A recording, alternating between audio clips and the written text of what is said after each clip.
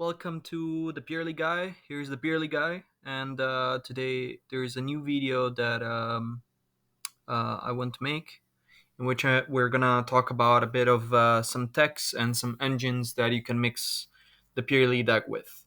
As of right now, the deck is a rogue deck. I would identify it as, and it struggles through some things. It has some weaknesses. It has some strength and it's important to understand what kind of engines you can pair with it in order to do the best you can. And I want to talk about a few cards that match with the deck very well, and maybe can help you guys to get more ideas on what to play with the Purely engine, since usually there's about 20 or more spots left in your deck. So the first card I want to talk about is Volcanic Shell. This card has been used recently in the OCG. The main reason is because if you open this with any of your purely spells, you can use it as discard fodder, and then you're able to add another copy of it every turn, and therefore you can pretty much mitigate the cost of activating the spells, and you can keep better cards that you have in your hand and don't have to discard them necessarily. One thing to know with this card is that it's not very good for time, and we can talk about other options that do similar things later. I want to talk about Word Soul Carbon. So this card says that when it's tribute, or when you contribute it when it's normal summoned, and add one Earth Fairy. So you can search pretty much for any of the Ishizu cards. I want to talk about this package slash engine, so the Ishizu Earth Fairy engine, because it's very good in the sense that it's quite a compact engine. So it's only maybe 7 cards if you play this plus one of each of the other ones. And you usually do not have a normal summon, and therefore need a something to normal summon to use Delicious Memory or anything, or also Happy Memory perhaps. And this way you get some bodies that you can use, and opening this with any of the others can be really good, because you can pretty much normal summon it, search the missing piece, and then, for example, Keldo discard Kelback and search Guido. So you get also access to some rank 4 plays. And this paired with some other cards can maybe help mitigate the cost of the spells as well. Then there's Metal Foes Fusion. This card is a very small, can be used as a very small draw engine. So you can always discard it, and it pretty much is a card that self-replaces itself from your hand. And you can also play it in combination with Foolish Burial Goods, which in my opinion is also good tech, since you can basically put a spell in graveyard for free. And that is very good when we consider in the context of Plump, which is the card that we usually summon Noir with turn 1, and we want to do that as often as possible. So Goods is a very good card in combination with the rest of the deck, since it can also send Pure Leap, and that helps us recycle the Pure Leaves that we have used already. The next kind of card I want to talk about is also Snow and Broww. They both serve a similar purpose to Metal Foes Fusion and Volcanic Shell. They kind of self-replace themselves, so you can play a very small 3-card engine that lets you have discard fodder every time you activate a quick play, and that can help you play it through interruptions without necessarily losing too much hand advantage. And in the case of Snow, you can add a Dark World card from the deck, so you can pretty much search itself. So you can just play 3 of this card. It can act also as a normal summon, in worst case. And Broww instead says that if it's discarded, you can draw a card instead. So I would probably say that of the two, I prefer Broww, since it can give you access to cards that aren't necessarily purely cards. But they're both really good options, and you might even be able to play both if you want to get to more discard fodder. Then next, I want to talk about the Naturia engine. The Naturia engine is very interesting because you get to play this card called Naturia Sacred Tree, and Sacred Tree is another card that combos very well with Foolish Burial Goods. So in the case we open goods, we can already send three, and we will be having two spells or traps in the graveyard for plump. Plus, you get to replace the card that you discarded with a Naturia card. The engine itself is not very big. It averages in between, depending on how big you want to play it, it can be in between 8 cards to 10, 11, 12 cards. And it's very nice because the engine itself has ways of helping you play through interruptions, such as Ash Blossom, because the opponent will have to be forced to use their Ash on your Mosquito, sorry, I mean your cricket mole or your camellia, and the fact that you have sunflower can help you very much so against Nibiru, or also acted as an interruption in the opponent turn. And it's pretty much a one card engine. And what's also nice about it is a cricket mole can also be pretty much, if going uninterrupted, two spells in the graveyard plus a Nat Beast on the field and Quicken Mole again for next turn to maybe summon a Camellia or a Sunflower. And that can be very nice going first. I really like Natura Sacred Tree also because it's not once per turn. You can send multiple copies of it. If you draw it with a quick play, it's not a bad card to draw with. And also, if they can, they will probably be attached to plump, and therefore when we summon noir and we use this card to activate a noir effect, we can also get the trigger again and search more cards. So we can make sure that our end is never completely empty to maybe have some follow-up for next turns. Then I wanted to talk about the Rite of Remissier package as well. It has similarities to the Naturia engine in the sense that it helps you play through interruptions, and it provides some more bigger bodies that maybe can help you push for game or stabilize the game as well. It also gives you an Omni-Negating Griffin Rider and Illegal Knight to bounce cards.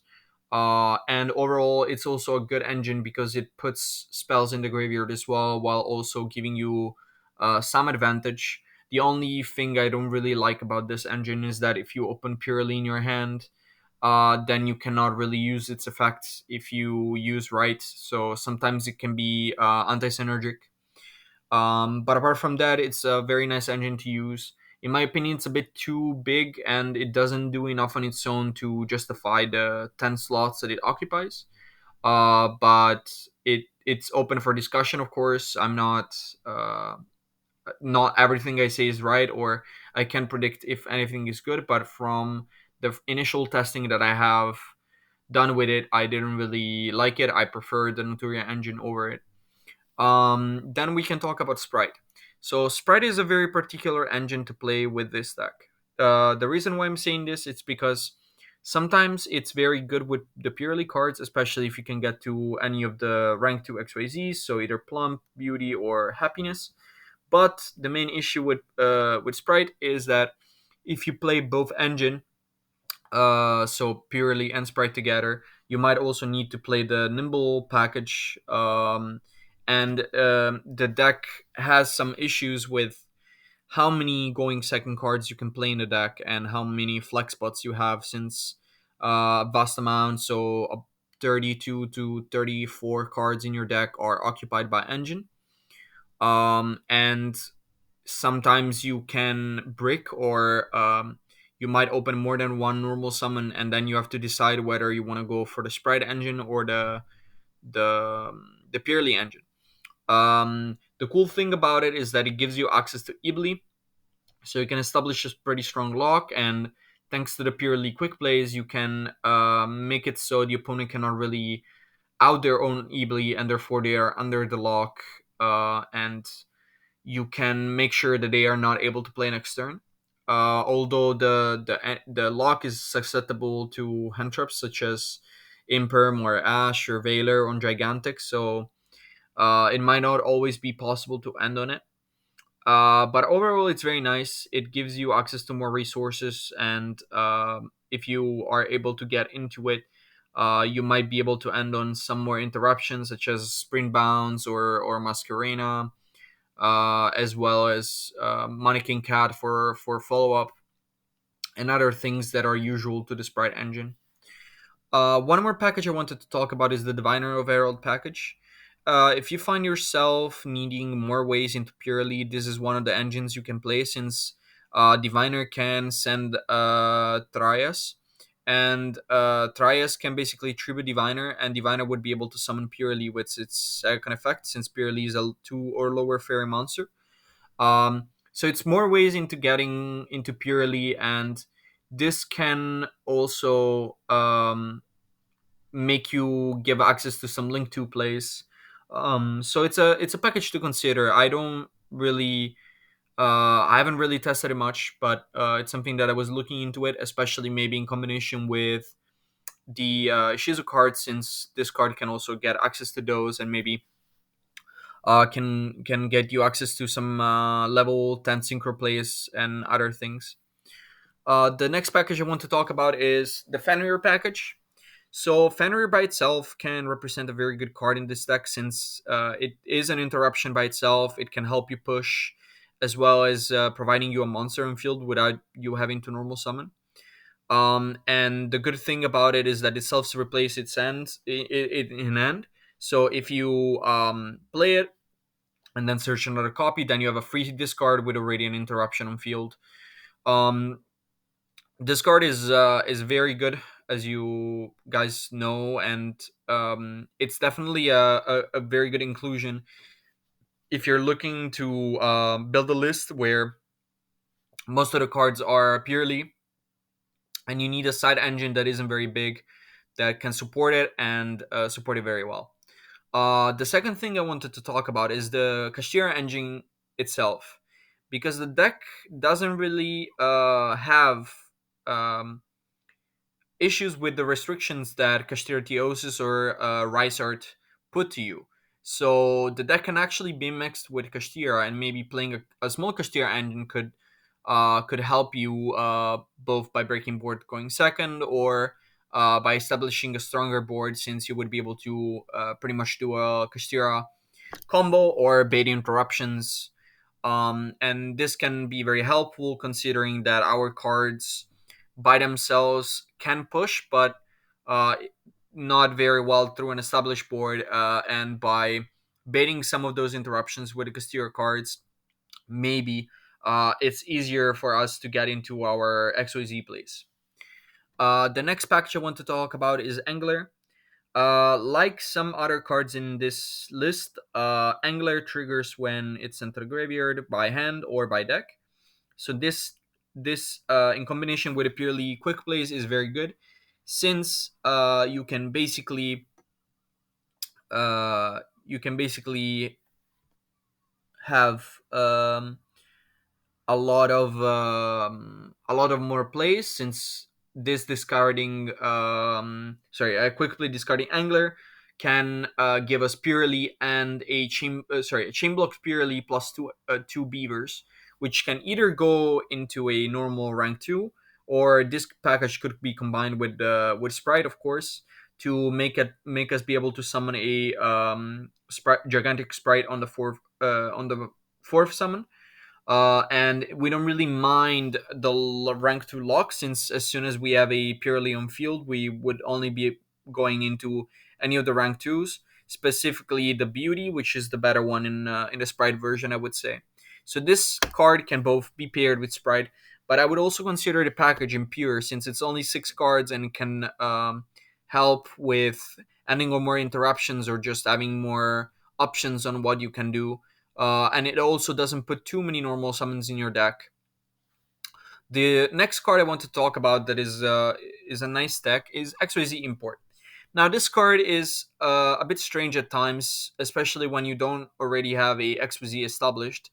But going into established boards, it can help you break them down, or also as well give you access to Noir more easily, paired with board breakers, since you can maybe break the board, and then you can leave one of the monsters your opponent controls to the field, and then you're able to attach it to a plump with 4 materials already, and therefore it can go into Noir.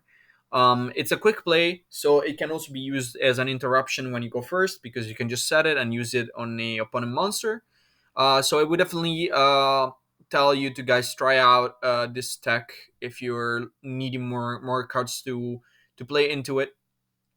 Then the last two cards I want to talk about are Rivalry of Warlords and Goes a Match. So Rivalry of Warlords, it's very important in the deck right now because there's a lot of decks that can play Lava Golem and Sphere modes, and some might even include in the future Kaijus, which are a big issue for the deck since apart from my Purrely friend, we don't have ways to recover any of our resources if our towers gets removed from field. So if we don't have access to my friend Purely, and our big monster gets destroyed, then we're pretty much left on no follow up.